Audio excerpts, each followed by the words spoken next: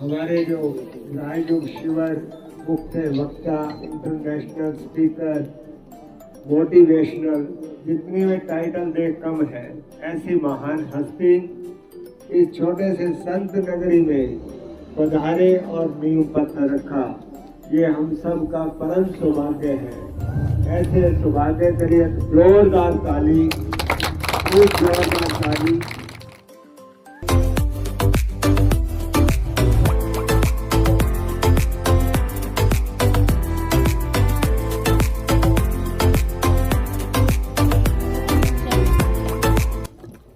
शिव बाबा की 88वीं त्रिमूर्ति शिव जयंती इस साल विशेष हम सभी मना रहे हैं और बाबा के ध्वज के नीचे हम सभी एकत्रित होकर के दृढ़ संकल्प अपने मन के अंदर करते हैं कि बाबा को इस साल अपने जीवन, अपने कर्म, अपने चरित्र से प्रत्यक्ष करना ही है, करना ही है, करना ही है। बाप समान हमें अपने जीवन को बनाना है। ये हमारा इस साल का लक्ष्य रहेगा। साथ ही साथ बाबा का ये झंडा, जिसको हम कहते हैं इंटरनेशनल झंडा, जिस तरह भारत का तिरंगा भी लहराते हैं तो हर भारतवासी को एक खुशी होती है कि हम सभी भारतवासी हैं। ठीक इसी तरह ये शिव बाबा का झंडा इंटरनेशनल है। क्यों? क्योंकि आज सारे विश्व के अंदर 140 देशों में ये त्रिमूर्ति शिव बाबा का झंडा लहराएगा और हर एक के दिल पर ये झंडा लहराना है, क्योंकि परमात्मा शिव सभी के परम पिता परमात्मा है। तो इसीलिए हर बच्चे का हक बनता है उस परम पिता परमात्मा से अपना रूहानी वर्षा लेने का। तो इसीलिए कुछ ही समय के अंदर ये प्रत्यक्षता सारे विश्व के अंदर होगी कि जहां हर एक दिल कहेगा हमारा बाबा आ गया, हमारा बाबा आ गया। अभी जैसे श्री राम के प्राण प्रतिष्ठा जब हुई अयोध्या में तो हर एक दिल ये कह रहा था हमारा राम आ गया। तो इसी तरह आने वाले समय में ये भी प्रत्यक्ष हो जाएगा कि हमारा बाबा आ गया, हमारा बाबा आ गया। और हर दिल कहेगा यही है, यही है, यही है। तो ये ध्वज के नीचे हम अपने जीवन को श्रेष्ठ दिशा देने का, सदा पुण्य कर्म करने का, सबको सुख देने का और सबको खुश रखने का, खुद भी खुश रहने का ये दृढ़ संकल्प हम करते हैं। ओम शांति, ओम शांति, ओम शांति। जैसा दीदी ने कहा तो राम आ गए, राम का भी राम आ गया जो हम सबको आराम देने के लिए आ गया। आराम तो अभी तक हम आराम में नहीं रहते थे, कुछ ना कुछ टेंशन रहती ही थी। अभी उन सबको खत्म करके ए आगे लगाना है और अटेंशन रखना है और उस राम को याद करना है जिसको हम बाबा कहते हैं।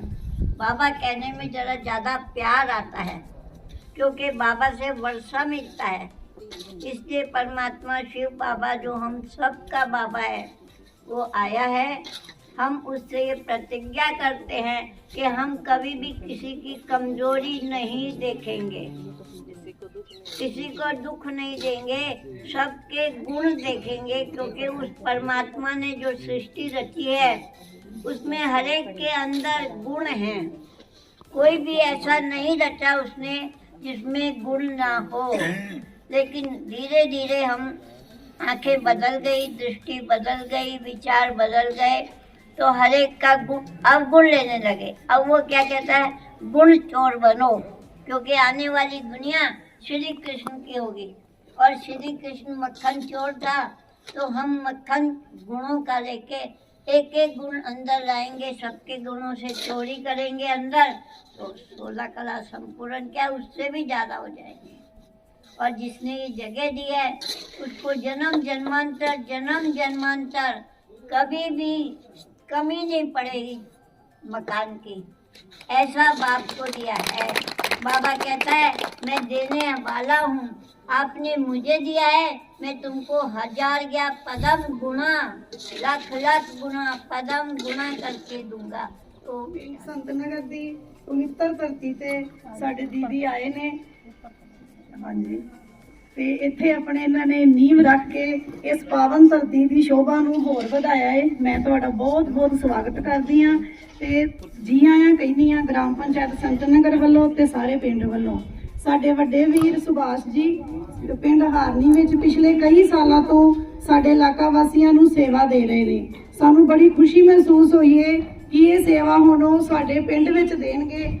ਅਸੀਂ ਤੁਹਾਡਾ ਸਾਰਿਆਂ ਦਾ ਇੱਥੇ ਪਹੁੰਚਣ ਤੇ ਬਹੁਤ ਬਹੁਤ ਸਵਾਗਤ, ਜੀ ਆਇਆਂ ਤੇ ਧੰਨਵਾਦ ਕਰਦੇ ਹਾਂ।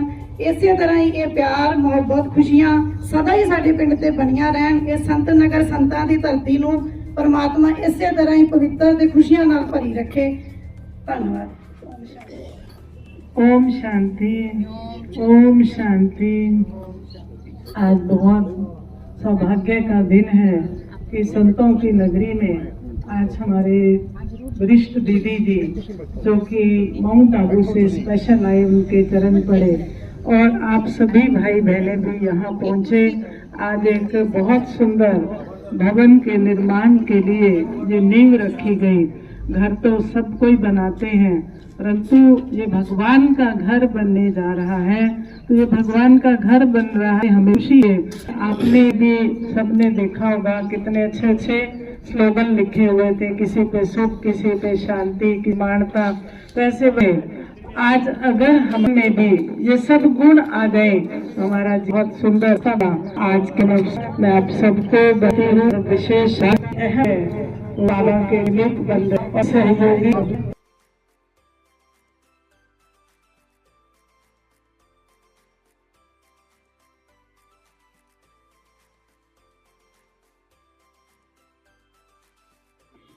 दीदी उषा ते दूसरी आई ਹੁੰਦਾ ਇਹ ਇਸ ਵਿੱਚੋਂ ਕਰਦਾ ਤੇ ਜੀ ਆਇਆਂ ਆਖਣਾ।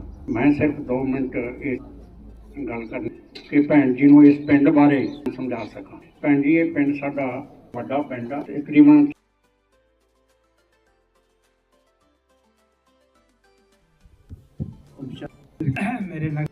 मेरा एक इस जगह ते आया देखने वास्ते आए सी मैं देख खास होया बीमा करना ऐसा पाने ते बढ़िया बारी बड़ी बढ़िया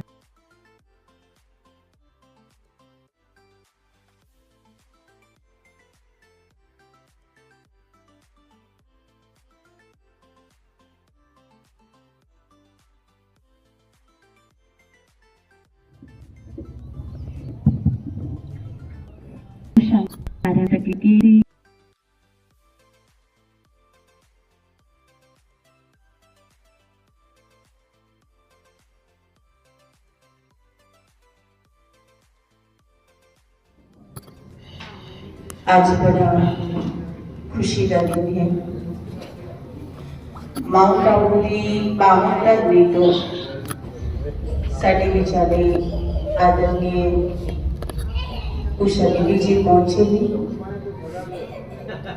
आप जी किसी परिचय के मोहताज नहीं, बहुत सारे घरे बैठे भी पीस ऑफ माइंड के दीदी जी के वचन सुनते रहते हैं। ब्रह्मा कुमारी संस्था की है हुण असीं उत्थे मेडिटेशन सेंटर का नींह पत्थर भी रख के आए हाँ। लक्ष्य की है साडा वो थोड़ा जा लक्ष्य तुहाडे अगे क्लीयर करांगे। इतनी देर नूं साथ संगत होर भी पहुंच जाएगी। परमात्मा पिता ने सानू सारियां नूं एक कारज दे के इत्थे भेजिया सी कि घर परिवार भी संभालना है, नाम बंदगी भी करनी है, परमात्मा पिता को भी याद करना है। पर अज इंसान एक पैर पे चल रहा है,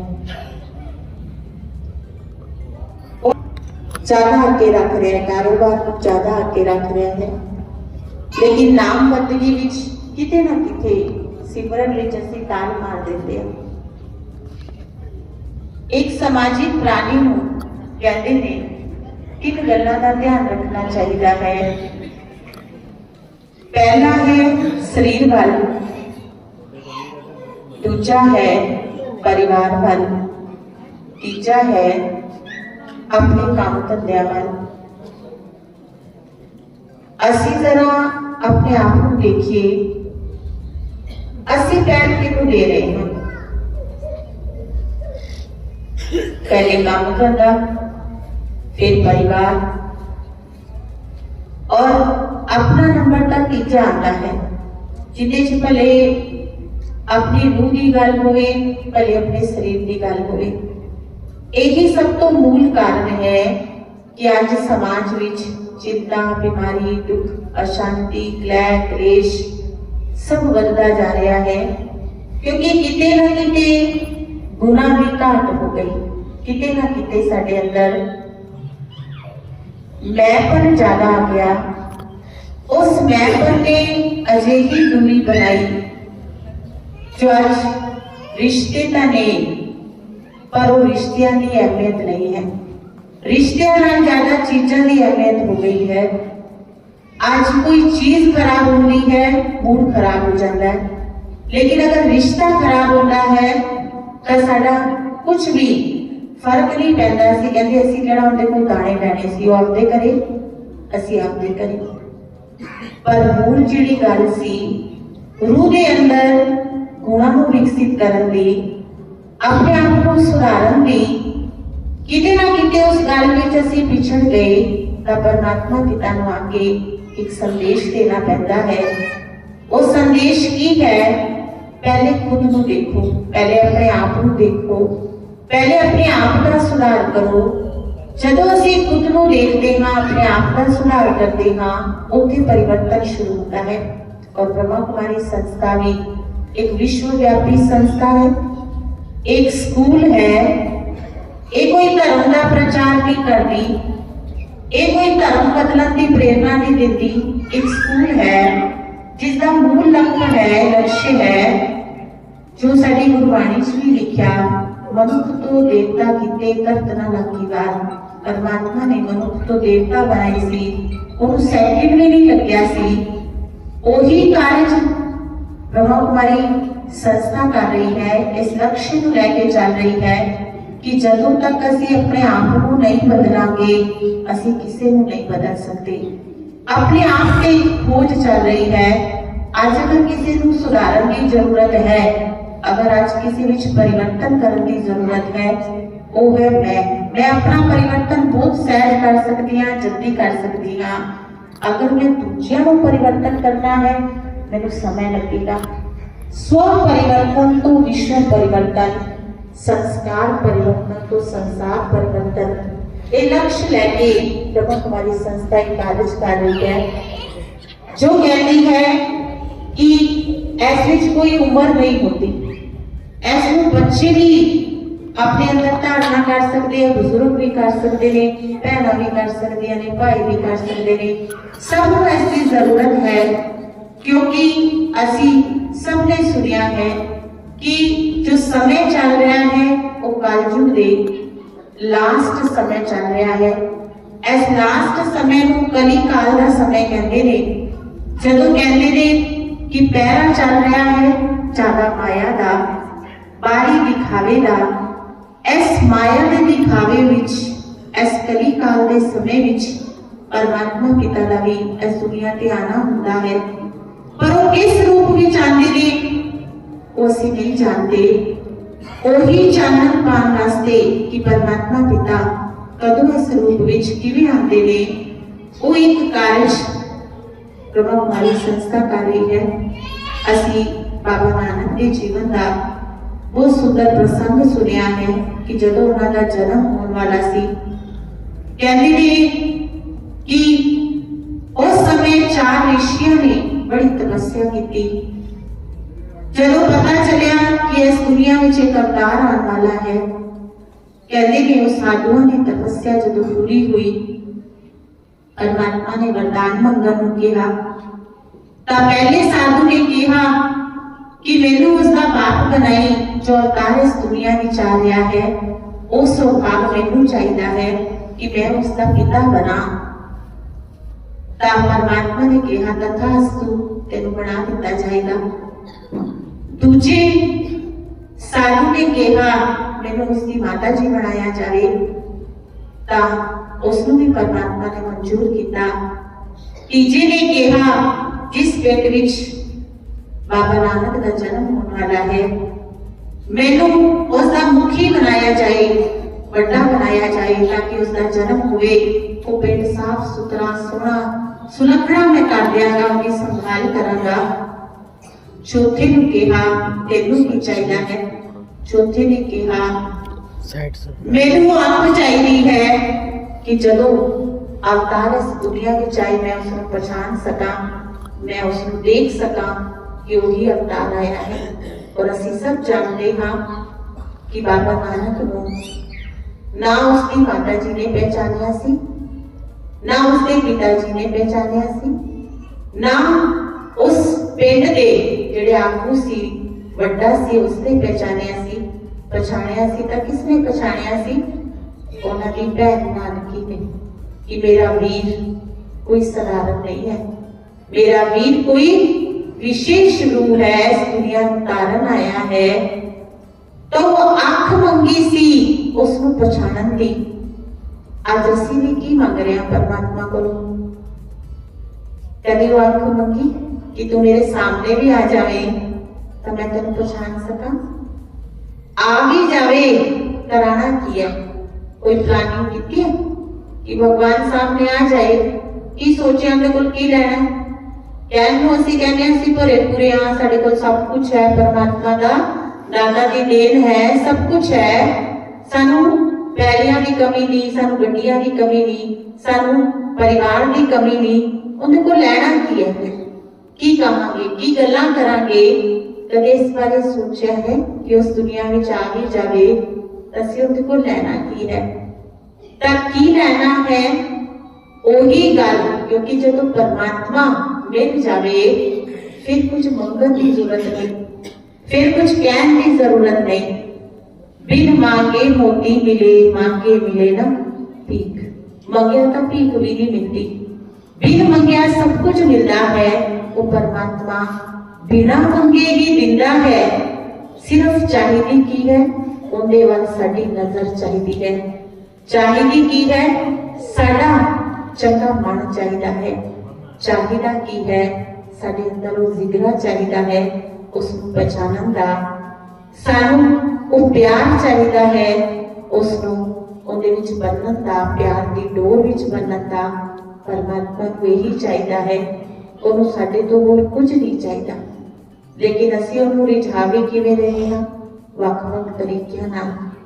तो कित्थों प्यार जागृत होवे, किवें परमात्मा नाल लगन लग जावे, किवें असीं परमात्मा के बच्चे बन जाइए, वो सारी सिक्ख्या इत्थे दित्ती जाती है। क्योंकि असीं हस के कहने हाँ, मातावां भैणां गीत बोलदियां ने, मीरा वाली लगन लगा दे तेरा केड़ा मुल लगदा।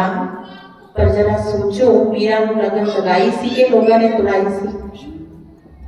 उहनूं लगाण वाले सी कि तोड़न वाले सी? उहदी तां लगी लगन भी तोड़न वाले सी कि कित्थे लगी फिरदी है, साडी तां नक वढ़ाऊगी, एडे वड्डे राजा दी बहू ये कित्थे संतां दे नाल मिल गई।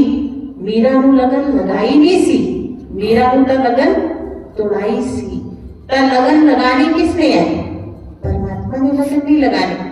लगन असी अपने सच्चे दिल नाल, सच्चे मन नाल उस परमात्मा नाल लगानी है। वो किवें लगेगी? जदों साडा शुद्धिकरण होएगा, जदों साडा मन चित साफ होएगा, वो लगन आपे ही लग जाएगी। ओही तरीका सफाई करन दा कि अपने मन चित की सफाई किवें करिए। क्योंकि असी पढ़िया जरूर, मन तू जोत स्वरूप है, अपना मूल पछाण। असी अपने मूल को पछाणिया नहीं है। जदों असीं मूले च टिक जाएंगे तो उस परमात्मा को याद करना बड़ा सहज हो जाएगा, बड़ा इजी हो जाएगा।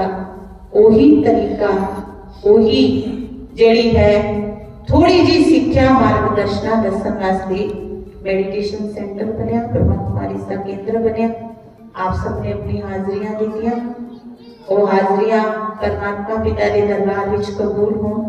और असी अज अपने दीदी जी तो उन्होंने ही अनुभव युक्त बोल, उन्होंने ही वार्ता, क्योंकि दीदी जी देश विदेश में जाके सेवा करते हैं और उन्होंने वाणी इतनी सरल है, जिवें उन्होंने सुभाव उवें उन्होंने वाणी उवें। ओम शांति। पहले तो इतनी महान हस्ती जो हमारे बीच में माउंट आबू से आए हैं, उनका हम तहे दिल से स्वागत करते हैं, स्वागत करते हैं, स्वागत करते हैं। प्यारे उषा दीदी जी जो हमारे मार्गदर्शक हैं, उनका जीवन परिचय कविता के माध्यम से। नाम आपका उषा दीदी जी, जैसा नाम वैसा आपने ज्ञान की किरणों को फैलाया। जन्म आपका 1961 में दक्षिण अफ्रीका के जाम्बिया में धार्मिक संस्कारी परिवार को पाया। 3 बहनें हो आप, पर भाई श्री कृष्ण को बनाया। बचपन से ही आपने पढ़ाई में अव्वल नंबर पाया। 1974 में आपका परिवार ब्रह्मा कुमारी संस्था के संपर्क में आया। 1976 में ज्ञान के 2 साल बाद पूरा परिवार भारत में आया। 1980 में आपने अपना जीवन मानवता के कल्याण में लगाया। बॉम्बे से दिल्ली तक की अंतर्राष्ट्रीय युवा पद यात्रा में श्री कलश ने आपको थमाया। कई आत्माओं को आपने राजयोग का ज्ञान दिया और अनेकों को व्यसनों के कुचक्र से छुड़ाया। आपने 5 द्वीपों में आध्यात्मिकता की उषा को बिखराया। आपके द्वारा लिखित 2 पुस्तकें आध्यात्म की ओर और सेल्फ मैनेजमेंट में हमने अनेक उनकी रहस्य को पाया। 2004 में आपने 2 महान ग्रंथ रामायण और श्रीमद् भागवत गीता का आध्यात्मिक रहस्य समझाया, जिसका हर धर्म के लोगों द्वारा मान्य एवं हृदय स्पर्शी परिणाम पाया। आपको ओजस्वी वाणी के लिए आपको अनेक सम्मान से नवाजा गया। हॉल ऑफ फेम अवार्ड जो कि public relation council of India की तरफ से 2011 में दिया गया। आपको 2019 में थाईलैंड सरकार द्वारा नैतिक पुरस्कार एवं शांति पदक से सम्मानित किया गया। आपको विक्रमशिला विद्यापीठ भागलपुर बिहार के द्वारा डॉक्टर की उपाधि से भी नवाजा गया। आज तक लाखों लोगों को आपकी मधुर वाणी ने सत्य परमात्मा ज्ञान का बोध करवाया। आप में हमने सरलता, निर्माणता, दिव्यता और कई गुणों से भरपूर पाया। आपकी ज्ञान भरी स्पीच ने हमको जीवन जीना सिखाया। एक बार फिर से हम दीदी जी का बहुत बहुत धन्यवाद और स्वागत करते हैं।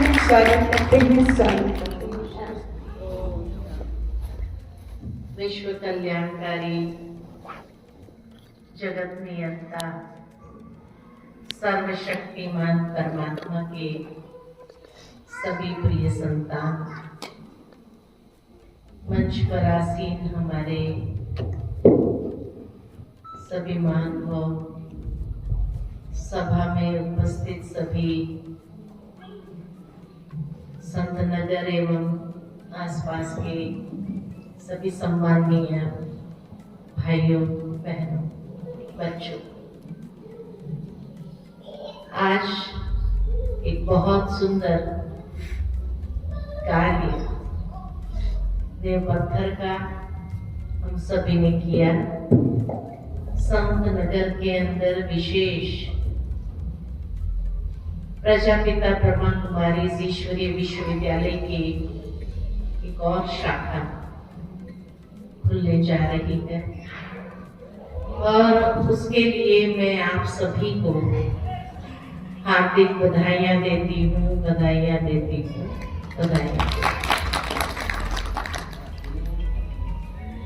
दूसरा, कि अभी नजदीक में ही महाशिवरात्रि का पावन पर्व आ रहा है और महाशिवरात्रि के पावन पर्व पर हम सभी भारत के अंदर बड़े धूमधाम से शिव जयंती को मनाते हैं। शिव जयंती ये यादगार है कि कैसे परमात्मा इस संसार के अंदर दिव्य अवतरण करते हैं, क्योंकि परमात्मा को कहा जाता है वो अजन्मा है, अकाल मूरत है। अकाल मूरत माना जिसको काल कभी खा ही नहीं सकता है, क्योंकि उसका जन्म ही नहीं है। जिसका जन्म होगा उसको ही तो काल खा सकता है। तो परमात्मा अजन्मा है, अकाल मूरत है, तो अकाल मूरत की जयंती कैसे हो सकती है? परंतु ये कोई शारीरिक जन्म की बात नहीं है, क्योंकि परमात्मा इस संसार में कोई माता के गर्भ से आते नहीं हैं, उस रूप से जन्म नहीं लेते जैसे मनुष्य ने जन्म लिया। लेकिन परमात्मा का जन्म दिव्य और अलौकिक कहा गया, अर्थात कि जो अजन्मा है उसका दिव्य अवतरण इस संसार में होता है। एक साधारण मनुष्य तन के रूप में उसका ये दिव्य अवतरण होता है। और क्यों आते हैं परमात्मा? तो कहा जाता है कि जब संसार के अंदर धर्म ग्लानि बढ़ जाती है, मनुष्य का हृदय परमात्मा के प्रति ग्लानि से भर जाता है, ऐसे समय पर ही परमात्मा आकर के अधर्म का नाश और सत धर्म की पुनः स्थापना करते हैं। तो ये कार्य दिव्य कार्य है और जिसकी आवश्यकता वर्तमान समय में है, क्योंकि हम सभी जानते हैं कि इस समय अधर्म की चरम सीमा है। धर्म भ्रष्ट, कर्म भ्रष्ट इंसान हो गया है। अति अत्याचार, अति दुराचार, अति भ्रष्टाचार, पापाचार बढ़ता जा रहा है। जब अति का समय होता है तो अति निशानी है अंत की, और अंत निशानी है नई आग की। इसीलिए परमात्मा आकर के इस संसार के अंदर अधर्म का नाश और सत धर्म की पुनः स्थापना करके मनुष्य जीवन के लिए एक बहुत सुंदर श्रेष्ठ दिशा बनाते हैं, और उस श्रेष्ठ दिशा में जाने के लिए हर इंसान को प्रेरित करते हैं। वो श्रेष्ठ दिशा है श्रेष्ठ कर्म, क्योंकि जैसे कहा कि मनुष्य के कर्म बिगड़ते गए, दिनों दिन मनुष्य के जीवन के अंदर देखो तो उसके कर्म हीनता की ओर आगे बढ़ते गए, कर्म भ्रष्ट होता गया। तो वही परमात्मा आकर के मनुष्य को कर्म श्रेष्ठ करना सिखाते। तो जो कर्म भ्रष्ट हुए उसको कर्म श्रेष्ठ कैसे बनाए? क्योंकि जैसे आज का विषय है कि मेरे कर्म मेरी पहचान। हर इंसान की पहचान उसके कर्म से ही होती है। आज दुनिया के अंदर भले लोगों ने जातिवाद बना दिया कि भाई ये ब्राह्मण है, ये क्षत्रिय है, वैश्य शूद्र है, इस तरह से अलग अलग जाति में बांट दिया। लेकिन आज कई जगह ये भी देखा गया है कि भले कोई उच्च कुल में पैदा हुआ, ब्राह्मण कुल में पैदा हुआ, परंतु अगर उनके कर्म महान नहीं है, ब्राह्मण के हिसाब से नहीं है। अगर उसके कर्म शूद्र जैसे हैं, अर्थात बुराइयों को देखना, बुराइयों को ग्रहण करना, बुरे कर्म करना, उसी को तो शूद्र की कैटेगरी में डाला गया है। तो जब व्यक्ति का जीवन भले ब्राह्मण कुल में हुआ, लेकिन उच्चता कर्मों में नहीं है, कर्मों में नीचता आ गई हो, तो क्या उसको ब्राह्मण कहेंगे? क्षत्रिय अर्थात जो हमेशा दूसरों से लड़ाई झगड़ा करना, क्या उसको ब्राह्मण कहेंगे? वैश्य अर्थात जो स्वार्थ युक्त कर्म करता है, तो क्या उसको ब्राह्मण कहेंगे? तो आज मनुष्य के कर्म ही उसकी पहचान है, क्योंकि हम सभी जानते हैं और प्रैक्टिकल देखते हैं कि दिनों दिन व्यक्ति के कर्म अधोगति की ओर बढ़ रहा है, चरित्र उसका गिरता जा रहा है, और वो चरित्र गिरने के कारण ही उसके कर्म भी वैसे होने लगे। तो परमात्मा इस संसार में आकर के मनुष्य का चरित्र निर्माण करता है।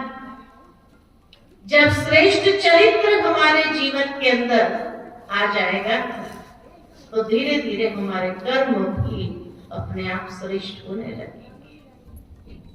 आज मनुष्य के जो कर्म है, देह अहंकार के वशीभूत है, इसीलिए न जीवन में खुशी है, न आनंद है, न मद है, न उत्साह है।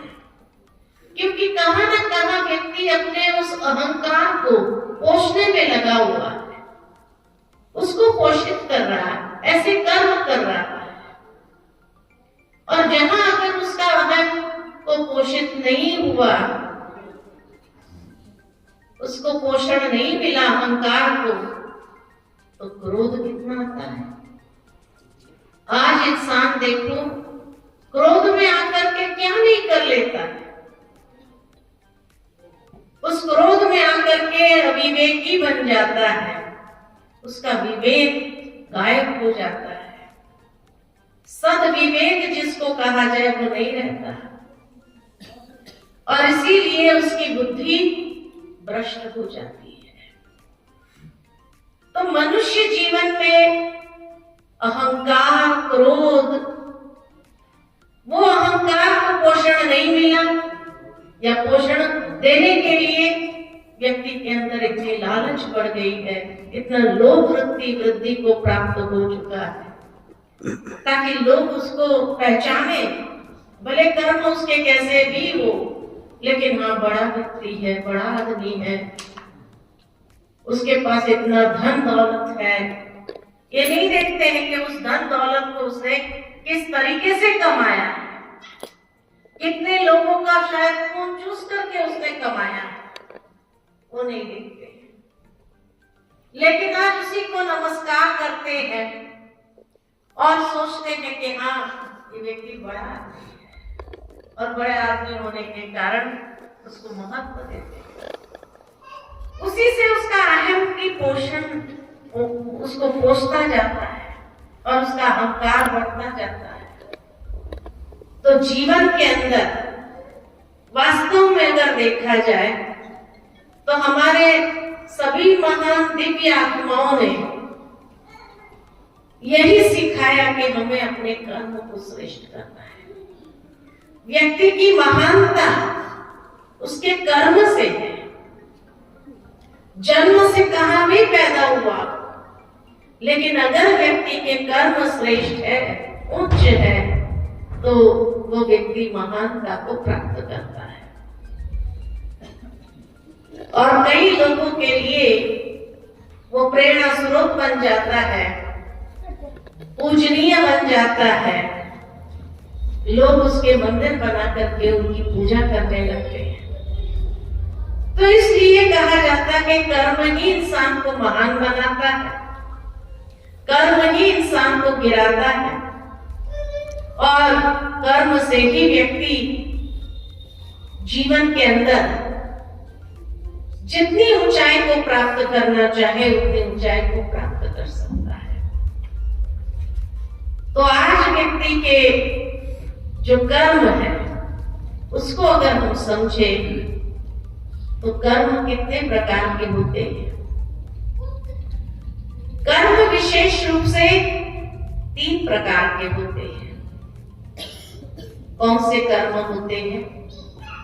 एक कर्म जिसको कहा जाता श्रेष्ठ कर्म, अच्छे कर्म। दूसरे कर्म है जिसको कहते हैं अकर्म, और तीसरे प्रकार के कर्म है जिसको कहा जाता विकर्म, यानी विकृत कर्म या पाप कर्म। तो ये 3 प्रकार के कर्म हैं। अब हमें चुनना होगा कि ये 3 प्रकार के कर्म में से हमें कौन से कर्म अपने जीवन में करना है, क्योंकि अपने जीवन में दिशा देने के लिए, एक श्रेष्ठ दिशा की ओर ले जाने के लिए स्वयं को हमें कर्मों का चुनाव स्वयं करना होगा कि मुझे अपने जीवन को कौन सी दिशा देनी है। तो श्रेष्ठ कर्म अर्थात सत्कर्म जो जीवन की श्रेष्ठ धारणाओं के माध्यम से सद्गुणों के आधार पर किए जाते हैं। बहुत सुंदर बात मैंने बताई कि भाई ये नगर एक ऐसा नगर है, संत नगर, जहां 2-2:30 बजे अमृत वेले लोग उठते हैं और उठ करके ईश्वर को याद करते हैं, अपने जीवन के अंदर अच्छे कर्म करने के लिए, अपने जीवन में उच्चता या नाम बनाने के लिए वैसी कोई ना कोई हॉबीज को उन्होंने अपने जीवन में पाला और उस तरह से दुनिया में नाम कमाया, भारत का नाम ऊंचा किया विश्व के अंदर।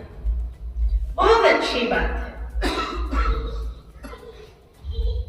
लेकिन उसके साथ साथ सत्कर्म, श्रेष्ठ कर्म अर्थात कि जहां सकारात्मक भावना के आधार पर किया गया कर्म, सकारात्मक वृत्ति के साथ किया गया कर्म, सकारात्मक दृष्टिकोण को लेकर के किया गया कर्म। आज व्यक्ति के मन की भावनाएं, विचार कैसे हैं? कहा जाता है कि एक विचार मनुष्य की किस्मत बदल देता है।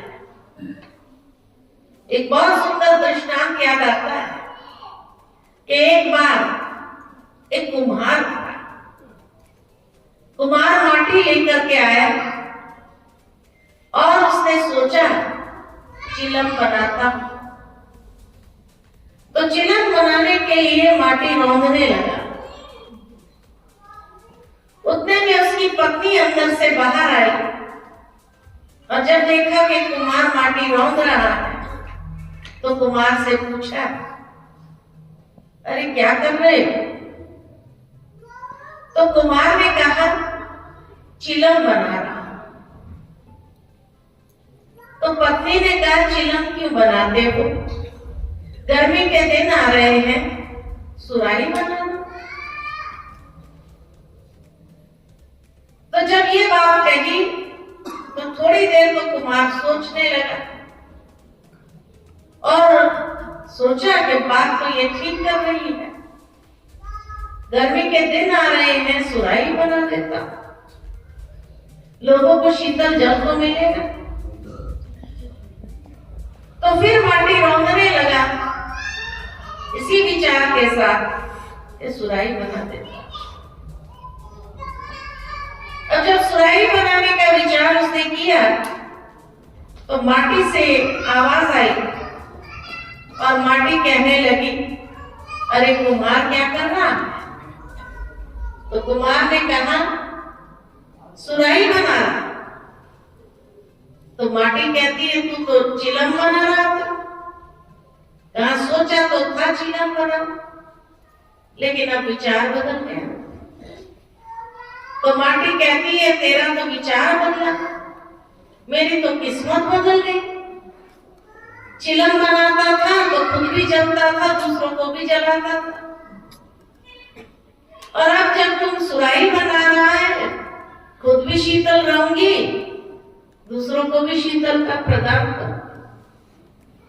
कहाँ जलना था, कहाँ शीतल था। एक विचार बदलने से किस्मत बदलती है। तो जीवन का सारा आधार हमारे विचार है, हमारे कर्मों का आधार हमारे विचार है कि हम कैसे सोचते हैं। जिस प्रकार की सोच हमारी होगी वैसे ही हमारे कर्म होगा। इसीलिए कहा जाता है जैसा चिंतन वैसा जीवन, जैसा सोचोगे वैसा करोगे। तो हमारे कर्मों का आधार तो हमारी सोच है ना। तो सोच में ये देखना है कि सोच में कौन सी भावना को लेकर के कर्म किए जा रहे हैं, उसी के आधार से व्यक्ति की किस्मत बनती है या बिगड़ती है। तो श्रेष्ठ कर्म माना जहां सद्विवेक के आधार पर किया गया कर्म, सही गलत को पहचानते हुए किया गया कर्म। लेकिन आज की दुनिया के अंदर क्या हो जाता है, मनुष्य करता पहले है, पीछे सोचता है, फिर पश्चाताप करता है। तभी कहा जाता है सोच समझ कर करो। पहले सोचना है, समझना है और फिर कर्म करना है। लेकिन आज इंसान पहले करता है, पीछे सोचता है, फिर समझता है। कह रहे क्या हो गया, ऐसा तो नहीं होना चाहिए। कुछ समय पहले पेपर में, न्यूज़पेपर में एक खबर छपी थी कि बंबई में एक महिला थी, उसका अपने बच्चे से बहुत ज्यादा लगाव था, बहुत प्यार था, और उसके मन के अंदर यही चाहना थी कि मेरा बच्चा पढ़ लिख करके बहुत अच्छा इंसान बने, पढ़ा लिखा हो। अब जैसे ही पढ़ाने के लिए बैठती थी तो वो देखती थी कि उसके बच्चे का ध्यान पढ़ने में नहीं है, तो बहुत जबरदस्ती करती थी उसके साथ में, नहीं पढ़ो पढ़ो पढ़ो पढ़ो। बच्चे का ध्यान नहीं होने कारण वो गलतियां कर देता था पढ़ने में या लिखने में। तो एक दिन वो माँ बाजार में गई सब्जी लेने के लिए, बच्चे को कह के गई तुम पढ़ाई करना, मैं आकर तेरे से पूछूंगी। और जो है वो सब्जी लेने चली गई। अब वो बच्चा पढ़ाई में ध्यान तो लगता नहीं था, तो घर से बाहर जैसे ही निकला तो देखा उसके दोस्त खेल रहे थे, तो वो भी खेलने में चला गया। और खेलने में चला गया, माँ जब आई बाजार से सब्जी लेकर के देखा तो बच्चा बाहर खेल रहा, उसको बड़ा गुस्सा आया। तेरे को मैं पढ़ने के लिए कह के गई थी, तो तू बाहर खेल रहा है, तेरे को स्पेलिंग तो आती नहीं है, कल तेरी एग्जाम है, क्या करेगा, फेल हो जाएगा। बड़ा गुस्सा किया बच्चे के ऊपर। सब्जी काटने बैठी, बच्चे को सामने बिठाई, अब लिखो, स्पेलिंग लिखो। अब बच्चा लिखने लगा, धीरे धीरे धीरे धीरे लिखने लगा। माँ का ध्यान था कि बच्चा क्या लिख रहा है। तो जैसे देखा कि वो स्पेलिंग लिखते लिखते लिखते कहीं गलती कर दिया, तो जैसे ही गलती हो गई तो माँ को बड़ा गुस्सा आया जो हाथ में चाकू था वही उसने उसको मार दिया। बच्चा तो मर गया। अब वो माँ इतना रोई, मेरा भाव नहीं था, मैं तो उसको सिखाना चाहती थी, मेरे तो इतना बच्चे से प्यार था, मैं उसको कुछ बनाना चाहती थी, लेकिन ये क्यों हुआ? न सोचा न समझा और कर्म हो गया। कर्म होने के बाद सोचा और समझा कि मेरा बच्चा मर गया। तो आज संसार के अंदर यही हो रहा है। व्यक्ति सोचता नहीं है, भविष्य को समझता नहीं है, कर लेता है क्षणिक सुख के लिए, क्षणिक आनंद के लिए कर लेता है, बाद में सोचता है। तो आज व्यक्ति के कर्म किस प्रकार के हो रहे हैं और उस कर्म से प्रैक्टिकल अगर देखा जाए तो क्या बनता जा रहा है। पंजाब के अंदर भी सुना कि कई बच्चे स्कूल कॉलेजों में अपनी राह भटक रहे हैं और राह भटकते भटकते कहां किस ओर जा रहे हैं, कौन सी दिशा पकड़ रहे हैं। क्षणिक सुख के लिए, आनंद के लिए कई प्रकार के नशे करने लगे हैं और बाद में जब महसूस होता है तो क्या होता है। थोड़े दिनों पहले की बात है, एक माता पिता, माता बहुत बड़ी समाज सेवी संस्थाओं से जुड़ी हुई और पिता जो है बहुत नामी ग्रामी डॉक्टर, बहुत नामी ग्रामी डॉक्टर, लेकिन इतना व्यस्त रहता था जो उसके पास घर के लिए, परिवार के लिए समय ही नहीं होता था। और उस कारण से खूब पैसा तो कमा रहे थे दोनों मिलकर के। माँ भी जिस तरह की सेवाएं करती थी उसके हिसाब से, और जहां वो काम करती थी तो उसके हिसाब से उसको पैसा भी बहुत मिलता था। एनजीओ चलाती थी तो उसके पास भी टाइम नहीं होता था, पिता के पास भी टाइम नहीं, सारा दिन हॉस्पिटल, पेशेंट, ये ऑपरेशन चलता रहता था। बच्चा अकेला क्या करेगा। धीरे धीरे जो है, जब माता पिता दोनों के पास समय नहीं होता था, संडे के दिन कहीं माता पिता मिल जाते थे बच्चे को और बच्चा जितना भी पैसा मांगता था उतना पैसा दे देते थे। अब ये नहीं पूछा कभी बच्चे को कि तुम ये पैसे का करता क्या है, कभी नहीं, क्योंकि टाइम नहीं था उनके पास। सोचा बच्चे को जिस तरह से भी अपने जीवन को व्यतीत करना। अब वो बच्चा बड़ा होता गया, धीरे धीरे ड्रग्स लेने लगा और ड्रग्स लेने लगा तो नशे की हालत में कभी रात को 12 बजे आता था, 1 बजे आता था। अब माता पिता तो सो जाते थे क्योंकि सारे दिन के काम से इतने थके होते थे, सो जाते थे। एक चाबी उसके पास रहती थी बच्चे के, आकर सो जाता था। सुबह देखते थे अच्छा सोया हुआ है, वो चले जाते थे। एक दिन जो है वो बच्चा आया ही नहीं घर में, रात को 3 बज गए। माता पिता को महसूस होने लगा ये बच्चा अभी तक आया नहीं है। दोनों आपस में माता पिता लड़ने लगे। वो कहता है तुम बच्चे को टाइम नहीं देती, वो कहते हैं तुम बच्चे को टाइम नहीं देते हैं, पैसा देकर बिगाड़ के रखा। आज देखो वो बच्चा अभी तक भी आया नहीं है। बहुत आपस में दोनों की लड़ाई चल रही थी कि 3 बजे वो बच्चे ने घर में प्रवेश किया नशे की हालत में। और माता पिता को दोनों को जो गुस्सा तो था, लड़ाई तो चली रही थी दोनों की, तो माता ने उस बच्चे को कह दिया ये टाइम पर भी क्यों आया तुम? नहीं आता था, चलता था, बाहर ही रहता था। ऐसे गुस्से में आके बोल दिया। और पिता ने कहा इसे तो मर जाता था अच्छा था।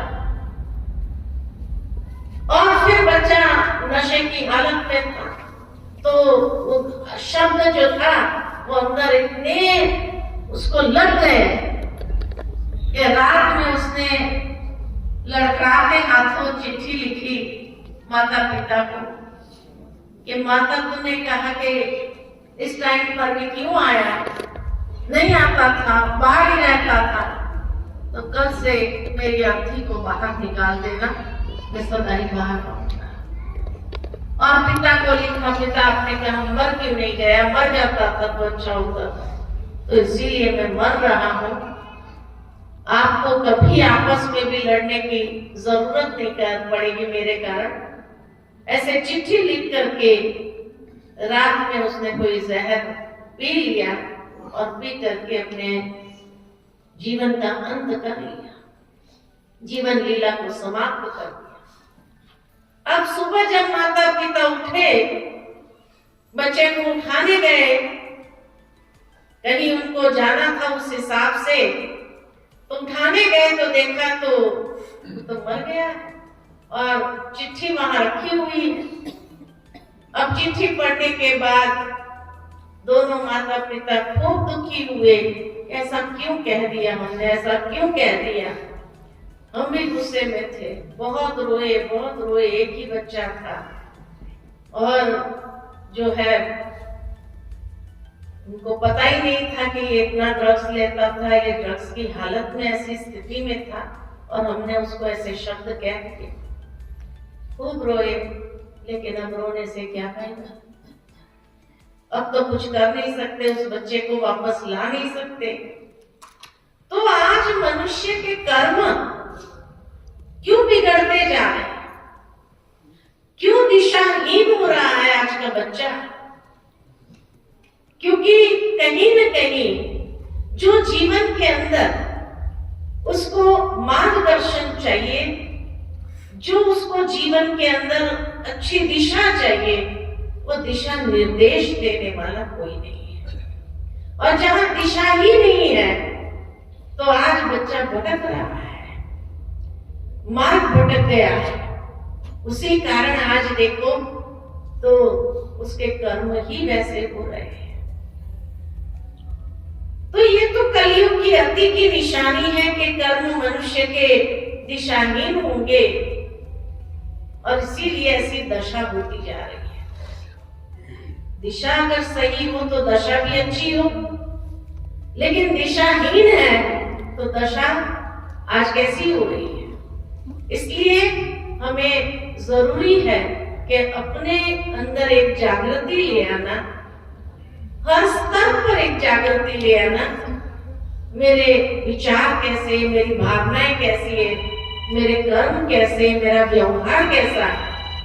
और उसके लिए जैसे गीता में भगवान ने अर्जुन से कहा कि हे अर्जुन, मैं तुम्हें वो योग सिखाता हूँ जिस योग से ही तुम अपने व्यवहार कुशलता को प्राप्त करेगा, तुम अपने जीवन में कर्म कुशलता को प्राप्त करेगा। तो कर्म कुशलता और व्यवहार कुशलता ये हमारी पहचान बनाती है।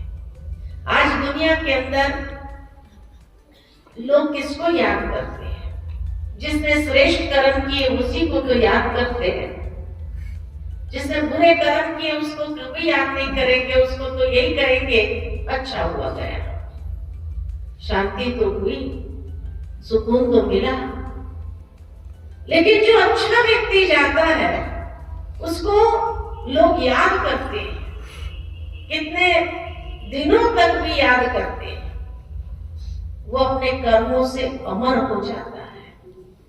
तो इसलिए हम भी अपने जीवन में ऐसे कर्म करें जो अपने जीवन के अंदर हर कर्म हमारा यादगार बन जाए, और यादगार होने से सालों साल भी लोगों को उस कर्म से प्रेरणा प्राप्त होती रहे, बच्चों को प्रेरणा प्राप्त होती रहे। दूसरे प्रकार के कर्म जो कहे अकर्म, अकर्म का मतलब ये नहीं कि कर्म नहीं करना, लेकिन जिस कर्म का फल नहीं है। जिस तरह एक बीज बो, आम का बीज बो, उसको आप परवरिश करो, धीरे धीरे पौधा निकला, पौधे से पेड़ हुआ और उस पेड़ के ऊपर फल लगे, आम लगे। उस आम को तोड़कर मैं खाती हूँ, बीज भी मैंने ही बोया, फल भी लगा, तब तोड़ के मैंने खाया। लेकिन दोनों कर्मों में अंतर है, दोनों कर्मों में बहुत बड़ा अंतर है। बीज बोने वाला कर्म इतना श्रेष्ठ कर्म है कि एक कर्म से 100 फल मिलता है, लेकिन फल तोड़ के खाने का जो कर्म है उससे दूसरा फल नहीं मिलता है, वो कर्म वहां समाप्त हो जाता है। इसलिए उसको कहा अकर्म। जिस कर्म का फल नहीं, खाया, संतुष्टि मिली, पूरा हुआ। तो कर्म कौन से करने हैं? श्रेष्ठ कर्म, बीज बोने वाले कर्म। एक बीज से 100 फल की प्राप्ति हो, इतना श्रेष्ठ कर्म अगर व्यक्ति करे जो उसको अनेकों की दुआ मिले, और दुआएं मिलते इतना फलदायी बन जाए, वो अनेक जन्म उसका फल प्राप्त करता रहे, उसको कहेंगे श्रेष्ठ कर्म। लेकिन अकर्म माना फल खाने वाला कर्म, उस कर्म के फल को भोग लिया, भोगने के बाद वो समाप्त हो जाता है, तो उसको कहते हैं अकर्म, जिस कर्म का कोई फल नहीं। और तीसरा कर्म है जिसको कहा जाता है विकर्म, यानी विकृत कर्म, बुरे कर्म, जो कोई ना कोई बुराइयों को लेकर के किया गया कर्म, जिसको पाप के खाते में डाला जाता है। तो इसीलिए आज दुनिया के अंदर देखा जाता है विकृत कर्म अधिक हो रहे हैं और सत्कर्म कम हो रहे हैं। आवश्यकता है कि हम अपने जीवन के अंदर वो सत्कर्म करें जो हमारे महान लोगों ने भी कर्म किए, जिसके लिए आज वो हम लोगों के लिए भी पूजनीय और अनेक जन्म तक पूजनीय रहेंगे। तो ऐसी प्रेरणा हम भी अपने कर्मों में ले और अपने कर्म करें। ये नहीं कि विकृत कर्म करके पाप कर्म का खाता बढ़ाए। जितना पाप कर्म का खाता बढ़ेगा, आज नहीं तो कल उसका फल भी तो भोगना पड़ेगा, कि नहीं भोगना पड़ेगा? भोगना तो पड़ेगा, इस जन्म में नहीं तो अगले जन्म में भोगना पड़ेगा, भोगना तो जरूर पड़ेगा। तभी तो कर्म की जब पहचान कराई गई तो वाल्मीकि के जीवन में बहुत बड़ा परिवर्तन आ गया। वाल्मीकि जी एक लुटेरा था, अनेकों को लूटता था, कष्ट देता था। एक बार एक महात्मा जी को पकड़ा और पूछा, महात्मा जी ने उसको कि तुम क्या कर रहा है, क्यों कर रहा है? तो उसने कहा मेरा भी परिवार है, मेरे परिवार का पेट पालने के लिए ये कर रहा हूं।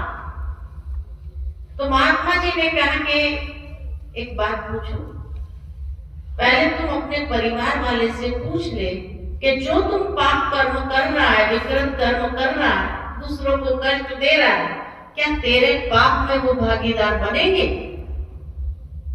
तो वाल्मीकि जी कहते हैं क्यों नहीं बनेंगे? अपने परिवार के लिए तो कर रहा हूं मैं, तो क्यों नहीं बनेंगे? पहले पूछ के तो तेरे पाप कर्मों में वो भागीदारी बनेंगे। जब फल भोगने का समय आएगा तो तेरे फल में भागीदार बनेंगे। तो कहा ठीक है, आप यहाँ ठहरो, मैं भी पूछ के आता हूं।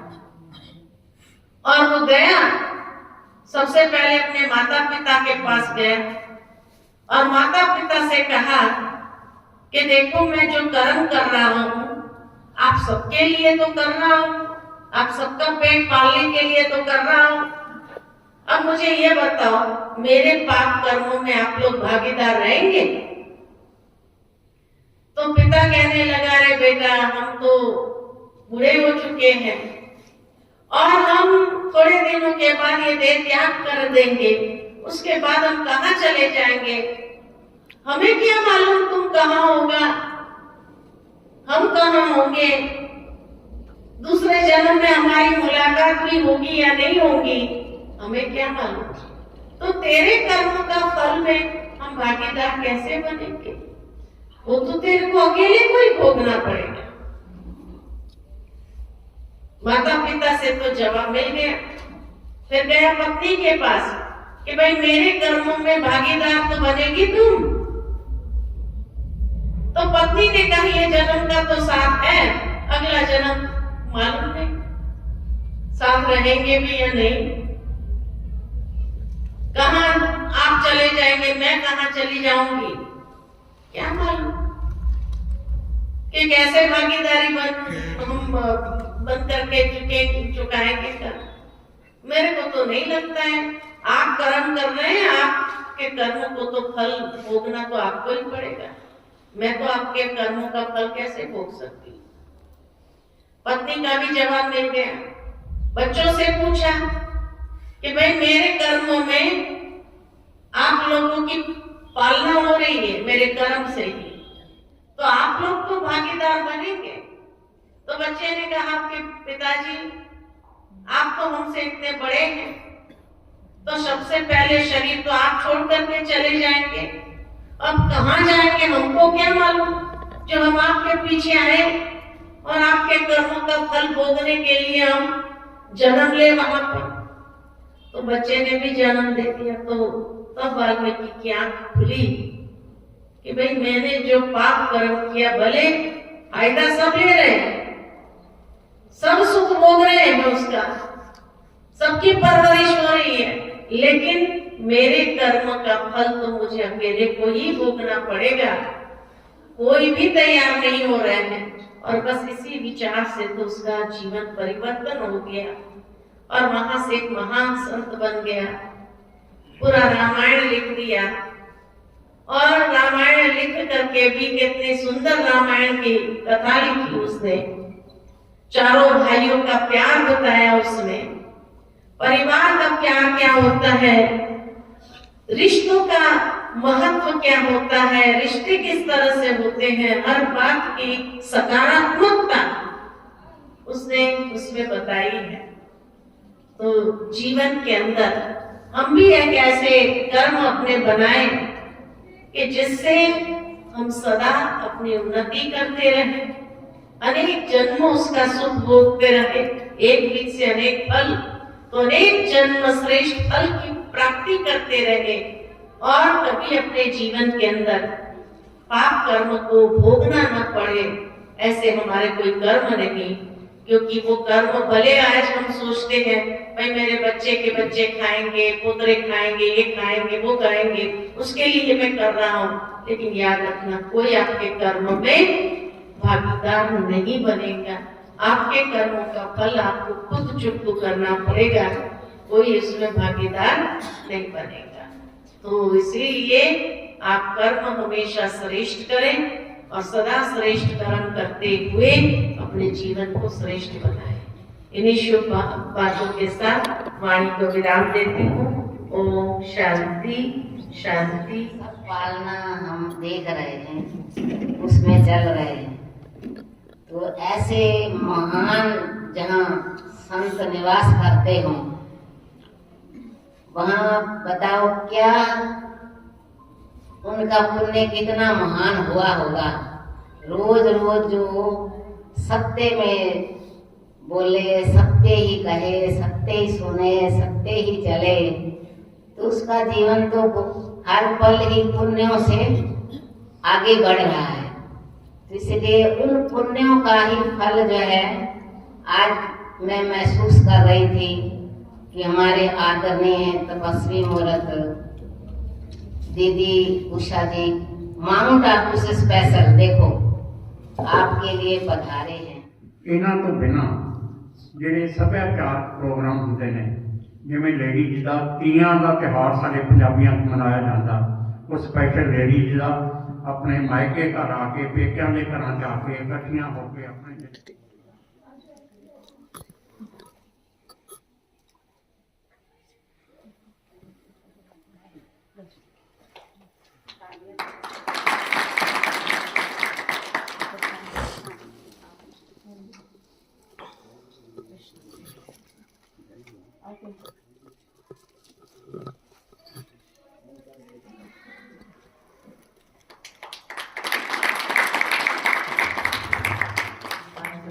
ਨੂੰ ਬਹੁਤ ਬਹੁਤ ਧੰਨਵਾਦ समय ਦਿੱਤਾ कीमती अपना